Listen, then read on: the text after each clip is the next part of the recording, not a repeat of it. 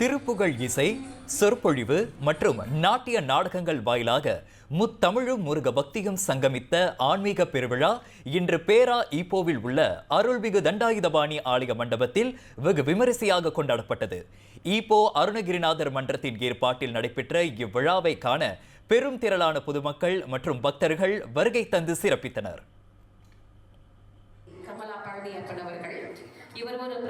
Ipoh உட்பட பல்வேறு நகரங்களில் கடந்த 3 நாட்களாக நடைபெற்று வரும் அருணகிரிநாதர் விழா பெரும் எழுச்சியுடன் தொடர்ச்சியாக அரங்கேறி வருவதற்கான முக்கிய காரணங்களை மலேசிய முருகபக்தி பேரவையின் தலைவருமான டாக்டர் ஜெயபாலன் வள்ளியப்பன் விவரித்தார். பக்தர்களுக்கும் இறைவனுக்கும் உள்ள தொடர்பை மேலும் உறுதியாக்குவதற்காக. ஏனென்றால் சில நேரம் இந்த மாதிரி விழாக்கள் வந்து பார்த்துட்டு போகிறதுல புண்ணியம் இல்லைன்னு சொல்லலாம்.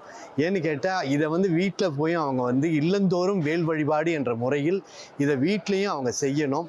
அதற்காக எல்லோரும் அவர்கள் கலந்து கொள்வது தனிப்பட்ட முறையில் எல்லோரும் அந்த ஓம் சரவண பவா என்ற அந்த எளிமையான மந்திரத்தை சொல்லி எல்லோரும் வீட்டில் இல்லந்தோறும் வேல் வழிபாடு செய்வதற்காக இந்த வழிபாடு நடைபெற்றது.